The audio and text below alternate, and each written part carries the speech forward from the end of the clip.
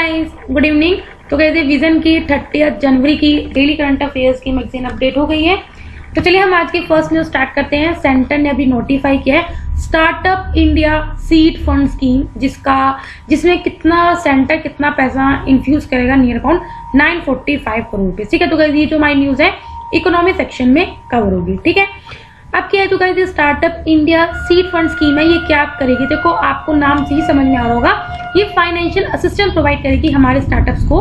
ठीक है, for proof of concept, prototype development में या प्रोडक्ट ट्रायल्स में, ताकि उनको मार्केट में एंट्री मिल सके या उनके जो स्टार्टअप के जो प्रोडक्ट्स हैं उनको कमर्शियलाइजेशन मिल सके। ठीक है, तो इसलिए उनको फाइनेंशियली सपोर्ट करेगी। ठीक है, इन्होंने अभी हमने परसों ही पढ़ा था, कुछ दिन पहले ही पढ़ा था, अभी रिसेंटली प्रारंभ भी अनाउंस किया गया है, जिसका मतलब क्या, स्टार्टअप इंडिया इंटरनेशनल समिट। ठीक है, स्कीम जो इंप्लीमेंट करेगा वो कौन इंप्लीमेंट करेगा?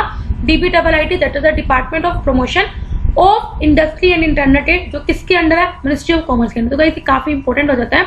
कभी कभी लोग सोच लेते हैं कि DBIIT शायद मिनिस्ट्री ऑफ फाइनेंस के अंदर है, बट नहीं, ये मिनिस्ट्री ऑफ कॉमर्स के अंदर है।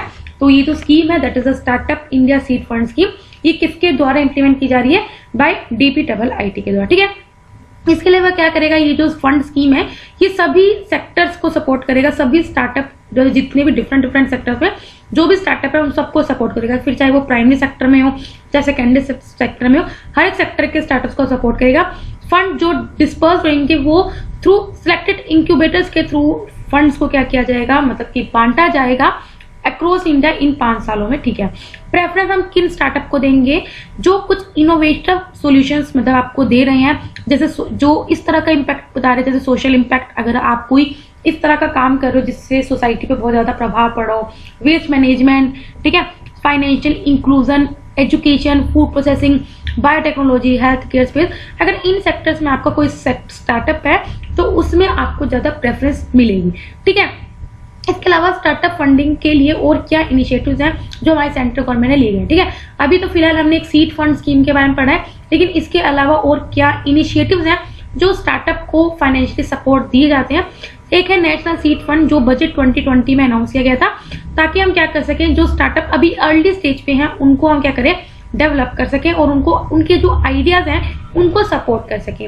इसके अलावा फंड फॉर स्टार्टअप, देखो कहीं हमने सब पढ़ा हुआ है, ये 10,000 रुपए का कॉप्स है, मतलब कि आप उसको फाइनेंशियली सपोर्ट करोगे।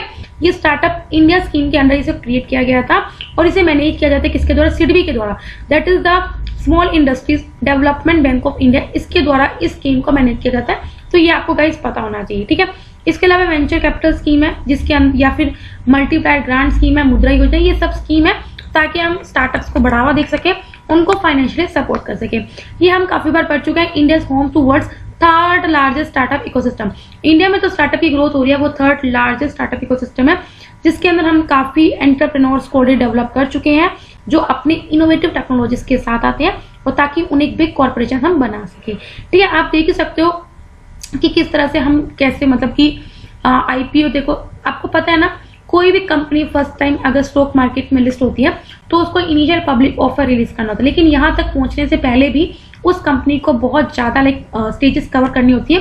सीड स्टेज आपको पता है, जब वो बहुत ही अभी उपजाऊ नहीं हुई है तो उसमें उसको सीड फंड प्रोवाइड किया जाता है। एंजल इन्वेस्टर्स आपको पता है, एंजल इन्वेस्टर्स वो होते हैं जो किसी और के स्टार्टअप में इन्वेस्ट करते हैं। ठीक है, वो यहाँ पे सीड स्टेज होता है। अर्ली स्टेज में क्या होता है, कुछ स्मॉल वो होते हैं, कुछ डेप्ट देते हैं। ठीक है, इसके बाद कुछ लेट स्टेज आती है और फिर फाइनली वो कंपनी IPO इशू कर सकती है। ठीक है, ये विद टाइम बताएगी किस तरह से जो टाइम है के साथ क्या करती है, जो स्टार्टअप है वो कंपनीज हैं जो बढ़ती हैं। ठीक है, नेक्स्ट न्यूज है CSIR celebrate 20 years of India traditional knowledge digital library, the first of its kind globally. ठीक है, तो ये जो न्यूज है हमारी, देखो एजुकेशन सेक्टर में कवर हो सकती है। ठीक है, तो साइंस एंड टेक्नोलॉजी में भी कवर हो सकती है। ठीक है, अभी का जो ट्रेडिशनल नॉलेज डिजिटल लाइब्रेरी है, ये इंडिया की digital knowledge repository of traditional knowledge, मतलब देखो कहीं आपके जैसे स्कूल में, कॉलेजेस में लाइब्रेरी होती है, उसी तरह इंडिया की एक डिजिटल लाइब्रेरी है जिसका नाम है ट्रेडिशनल नॉलेज डिजिटल लाइब्रेरी, जो इंडिया की डिजिटली आपको नॉलेज प्रोवाइड करती है, ट्रेडिशनल नॉलेज की, स्पेशली किससे रिलेटेड? मेडिसिनल प्लांट से रिलेटेड, और इंडिया की मेडिसिनल सिस्टम में जो भी फॉर्मूलाज यूज होते हैं, डिफरेंट आयुर्वेदा के बारे में जो नॉलेज है उसके बारे में नॉलेज प्रोवाइड करते हैं। ठीक है, जो ट्रेडिशनल नॉलेज है ये वो नॉलेज है कि किस तरह से कुछ स्किल्स हैं जिस प्रैक्टिसेस को हमने डेवलप किया है, सस्टेन किया है, जो जनरेशन टू जनरेशन जिस किस तरह से जो स्किल्स हैं वो पास हुई। जैसे पहले आपको पता है डॉक्टर्स नहीं होते थे, वेद होते थे, ठीक है, तो वो क्या होते थे, उनके पास ट्रेडिशनल नॉलेज होती थी कि इंडिया की मेडिसिनल प्लांट्स की या फिर इंडिया के जो मेडिसिन सिस्टम है उन सब की उनको ट्रेडिशनल नॉलेज होती थी, ठीक है। तो ट्रेडिशनल नॉलेज वो नॉलेज होती है जो जनरेशन टू जनरेशन पास हो रही है विद इन अ कम्युनिटी, और ये हमारी कहीं ना कहीं कल्चरल और स्पिरिचुअल आइडेंटिटी का एक पार्ट है, ठीक है। जो ट्रेडिशनल और डिजिटल लाइब्रेरी है, इसको सबसे पहले 2001 में इनिशिएट किया गया था, किसके साथ कोलैब करके, CSIR के साथ कोलैब करके, that is the council of scientific and industrial research, इसके साथ कोलैब करके इसे सेटअप किया गया था 2001 में, और साथ में ministry of science and technology, department of Ayush, ministry of health, ठीक है। तो ये 4-5 डिपार्टमेंट है जिनके साथ मिलके इस लाइब्रेरी को हमने 2001 में इनिशिएट किया था। अगर हम इस लाइब्रेरी का डाटाबेस देखें तो इसमें नियर अबाउट 3.9 लाख फॉर्मूलाज हैं, प्रैक्टिसेस हैं। इंडिया के जो आयुष आपको पता है नाम किससे बना है, आयुर्वेदा, EY से योगा, S से सिद्धा, U से यूनानी, ठीक है, S सोवारी का, ठीक है, और H से होम्योपैथी, ठीक है। तो ये जो हमारे मेडिसिन के जो 5 या 6 सिस्टम है उनके क्या फॉर्मूलाज हैं, क्या प्रैक्टिसेस है, उनके बारे में इसमें नॉलेजेस प्रोवाइड करी है डिजिटाइज फॉर्मेट में, डिफरेंट लैंग्वेजेस में, 5 लैंग्वेजेस में, that is English, German, French, Japanese and Spanish. इसका एम क्या है, ताकि हम क्या कर सके, कंट्री की जो ट्रेडिशनल मेडिसिनल नॉलेज है इंटरनेशनल पेटेंट ऑफिस में उसको कोई और ना यूज कर सके, इसलिए हमने इसको सेव कर रखा है, ताकि और इसके अंदर जो भी हमारे पेटेंट्स हैं मतलब देखो कई आपको क्या पता होता है कि देखो आपकी जो इंडिया की इनोवेशन है, ये जो आपकी इनोवेशन है उसे कोई और चोरी ना कर ले, तो आप अपने इनोवेशन को पेटेंट करा सकते हो।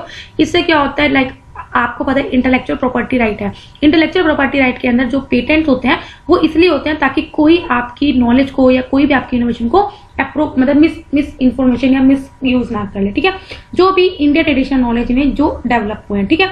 इसके अलावा जो नॉन पेटेंट का डाटाबेस देखें तो उसकी वजह से मॉडर्न रिसर्च काफी ज्यादा बड़ी है बेस्ड ऑन ट्रेडिशनल नॉलेज, ताकि हम सिंप्लीफाई कर सके access to vast knowledge of practice. देखो जो चीज पेटेंट हो जाती है ऑफकोर्स उस चीज को आप यूज नहीं कर सकते, लेकिन जो नॉन पेटेंट है उसको आप यूज करके ट्रेडिशनल नॉलेज को और ज्यादा बढ़ावा दे सकते हो, क्योंकि आप उस नॉलेज को क्या कर सकते हो, असेस कर सकते हो। इसके अलावा जो भी डाटा बेस है वो अवेलेबल है to only patent examiners through this access, that is इस डिजिटल लाइब्रेरी के असेस के थ्रू आप इन पेटेंट एग्जामिनर्स का असेस कर सकते हो, that is a non disclosure agreement में, ठीक है। नेक्स्ट न्यूज है, Ministry of Home Affairs tightens oversight of fund received by NGO. अभी क्या guys, Ministry of Home Affairs ने क्या किया है, जो एनजीओ के द्वारा फंड्स रिसीव किए जाते हैं उनके जो मॉनिटरिंग है उसको थोड़ा और स्ट्रिक्ट कर लिया है, ठीक है। तो चलो हम पढ़ते हैं। देखो जो मिनिस्ट्री ऑफ होम अफेयर्स है उन्होंने कुछ गाइडलाइंस लिखी हैं ताकि हम एनजीओ और जो बैंक इनके साथ कॉम्प्लाई करते हैं। देखो गाइस आपको पता है कि एनजीओ क्या करते हैं, जो कुछ डोनेशन उन्हें मिलती है, अगर फॉरेनर्स कुछ डोनेशन कर रहे हैं तो वो उस फॉरेन से वो डोनेशन को एक्सेप्ट कर सकते हैं, लेकिन अभी हमने पढ़ा था उसके लिए फॉरेन कंट्रीब्यूशन रेगुलेशन एक्ट को अभी अमेंड किया गया है ताकि जो एनजीओ पे ज्यादा स्ट्रिक्टली मॉनिटर किया जाए, ठीक है। तो अभी मिनिस्ट्री ऑफ होम अफेयर्स ने कुछ गाइडलाइंस लिखी हैं, चार्टर्स बनाए हैं ताकि एनजीओ और बैंक जो FCRA के साथ कंप्लाई करते हैं उन प्रोविजंस को क्या किया जाए और ज्यादा स्ट्रिक्ट किया जाए, ठीक है। जो बैंक्स के लिए जो चार्टर है वो बोलता है कि जो भी डोनेशन इंडियन रुपीज में रिसीव होती है by NGO from any foreign source even if that source is located in India at the time of such donation should be treated as foreign contribution. देखो भाई सिंपल बात ये है, like अगर कोई फॉरेन कंपनी अगर वो उस टाइम इंडिया में लोकेटेड है और अगर वो किसी भी एनजीओ को डोनेशन कर रही है तो वो जो डोनेशन है वो फॉरेन डोनेशन में ही काउंट होगी, क्यों, क्योंकि एट द एंड वो कंपनी तो फॉरेन की है, चाहे वो इंडिया में लोकेटेड हो वो मैटर नहीं करता। इसके अलावा उन्होंने ये भी बोला जो फॉरेन कंट्रीब्यूशन होगी वो सिर्फ बैंकिंग चैनल्स के थ्रू ही रिसीव की सकते हैं। मतलब देखो गाइस क्या है, मैं आपको सिंपल बताती हूँ, किसी भी एनजीओ ने अगर बैंक फॉरेन की जो कंट्रीब्यूशन है उसको एक्सेप्ट करना है तो उनको एक FCRA एक अकाउंट है बैंक में उसको खुलवाना होगा, और जो वो डायरेक्ट बस इसी अकाउंट में वो उस डोनेशन को क्या कर सकते हैं, रिसीव कर सकते हैं, ठीक है। तो यही बात है कि जो फॉरेन कंट्रीब्यूशन है वो सिर्फ बैंकिंग चैनल्स के थ्रू ही एनजीओ से रिसीव कर सकते हैं। अगर कोई एनजीओ ने कोई वायलेशन किया या किसी बैंक के द्वारा कोई वायलेशन किया जाए तो उन्हें कुछ मतलब लीगल एक्शन लिया जा सकता है अंडर FCRA के अंदर जो भी प्रोविजंस है उनके अंडर उन पे लीगल एक्शन लिया जा सकता है।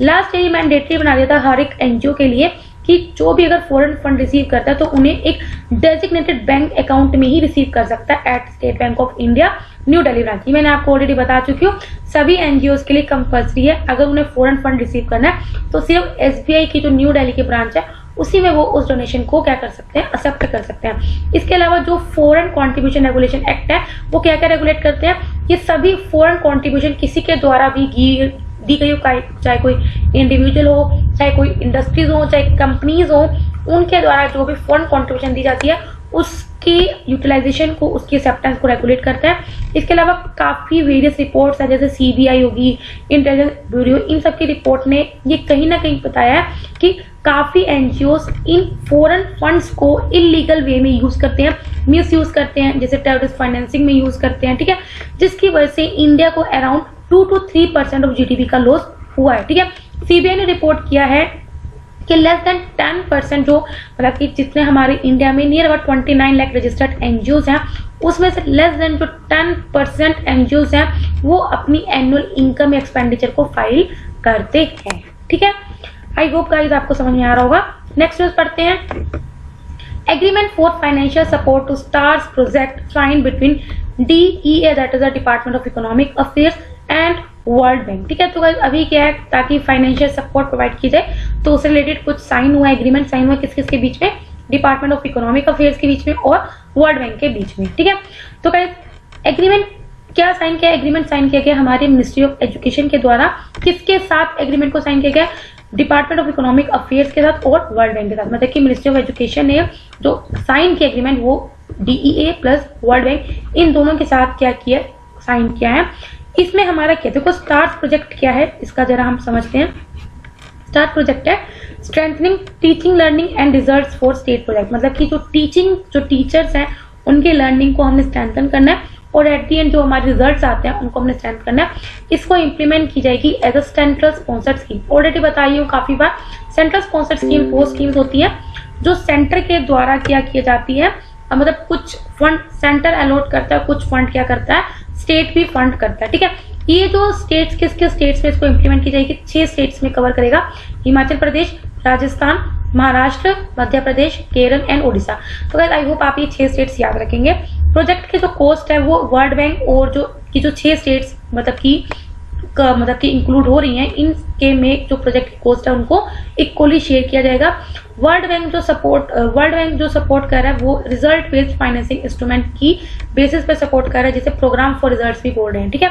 स्टेट लेवल पे रिफॉर्म्स की से क्या होएगा, जो भी स्टेट इंसेंटिव ग्रांट है या फिर जो डिस्पर्समेंट लिंक इंडिकेटर्स हैं वो अच्छे होंगे ताकि जो डिजायर्ड हमारे प्रोजेक्ट आउटकम्स हैं वो पूरे हो सके। इसके अलावा इस जो स्टार प्रोजेक्ट है इसके 2 कंपोनेंट है। सबसे पहले नेशनल लेवल पे क्या है और स्टेट लेवल पे क्या है हम देख लेते हैं। नेशनल लेवल पे यही है कि जो मिनिस्ट्री ऑफ एजुकेशन की जो नेशनल डाटा सिस्टम है उसको स्ट्रेंथन करना है ताकि हम उस डाटा को कैप्चर कर सके on detention, transition and completion rates of student में, ठीक है। इसके अलावा लर्निंग असेसमेंट सिस्टम को स्ट्रेंथन कर सके। इसके अलावा नेशनल असेसमेंट सेंटर को एस्टेब्लिश करना है। देखो मतलब परख, जो नेशनल असेसमेंट सेंटर का नाम क्या है, परख, ताकि जो क्या कर सके कंटिन्यू ट्रैक कर सके लर्निंग का क्या लेवल है, क्या डिसीजन लिए जा रहे हैं ताकि हम एग्जाम्स में रिफॉर्म कर सकें, ठीक है। तो ये कुछ नेशनल लेवल पे है जिसे हमें क्या करना है, पूरा करना है। स्टेट लेवल पे हमें क्या स्ट्रेंथन करना है, आपको अर्ली चाइल्डहुड एजुकेशन को स्ट्रेंथन करना है, फाउंडेशनल लर्निंग को स्ट्रेंथन करना है, क्लासरूम इंस्ट्रक्शन या जो वोकेशनल एजुकेशन मतलब जो आपको प्रैक्टिकली होनी चाहिए, ठीक है। A part of theoretical knowledge आपको वोकेशनल एजुकेशन होनी चाहिए, उसको स्ट्रेंथन करना है। इसके अलावा गवर्नेंस या जो डिसेंट्रलाइज मैनेजमेंट, जो भी आपका लोकल लेवल पे जो मैनेजमेंट है उसे हमने स्ट्रेंथन करना है ताकि वो इम्प्रूव वे में आपको सर्विस डिलीवर कर सके, ठीक है। नेक्स्ट न्यूज है 30 January 2021 to mark 2nd World Neglected Tropical Diseases Day, ठीक है। तो गाइस ये जो हमारी न्यूज है ना ये हमारी हेल्थ सेक्शन में कवर होगी अंडर साइंस एंड टेक्नोलॉजी, ठीक है। गाइस आपको पता है जैसे हम रेयर डिजीजेस बोलते हैं, ठीक है, उसी तरह 2nd World Neglected tropical diseases हैं जो ट्रॉपिकल कंट्रीज में बेसिकली क्या होती है, प्रिवेलेंट होती हैं और उन डिजीजेस को हम निगलेक्ट कर देते हैं, ठीक है। तो 30 जनवरी को 2nd World Neglected Tropical Diseases day की तरह ट्रीट किया जाएगा, ठीक है। 50 लैंडमार्क्स हैं जिसमें 25 नेशन रिप्रेजेंट करते हैं, साथ में इंडिया में कुतुब मीनार भी है, जिन्होंने सेलिब्रेट किया है कि हम कितना दूर आ चुके हैं इन बीटिंग निग्लेक्टेड ट्रॉपिकल डिजीज, मतलब कि जो निग्लेक्टेड ट्रॉपिकल डिजीज है उनको हम प्रिवेंट करने में कितना दूर आ चुके हैं उसको हमने सेलिब्रेट किया, मतलब कि कितना हमने अचीव कर लिया है, ठीक है। जो निग्लेक्टेड ट्रॉपिकल डिजीज होती है कुछ कम्युनिकेबल डिजीज होती हैं, मोस्टली ट्रॉपिकल और सब ट्रॉपिकल कंडीशन, ट्रॉपिकल कंट्रीज में ये प्रिवेलेंट होती हैं। जो लोग बेसिकली इन डिजीजेज से इफेक्ट होते हैं वो बहुत जो पुअरेस्ट पॉपुलेशन है वही बेसिकली इन डिजीजेज से इफेक्ट होती है, जो बेसिकली रिमोट एरियाज में रह रहे हैं, रूरल एरियाज में रह रहे हैं, अर्बन स्लम्स में रह रहे हैं या फिर कॉन्फ्लिक्ट इफेक्टेड रीजन्स में रह रही है। ठीक है, ये बेसिकली निगलेक्ट है क्योंकि फार्मास्यूटिकल इंडस्ट्री भी इन डिजीजेस को इतना मतलब कि अटेंशन नहीं देता, ना रिसर्च एंड डेवलपमेंट भी इसको इतना अटेंशन नहीं दे पाता। इसकी वजह से जो ट्रॉपिकल नेग्लेक्टेड ट्रॉपिकल डिजीज है उनको इतना अटेंशन नहीं मिलता, क्योंकि ये जो डिजीजेस हैं वो ज्यादा एरिया में नहीं फैली होती है।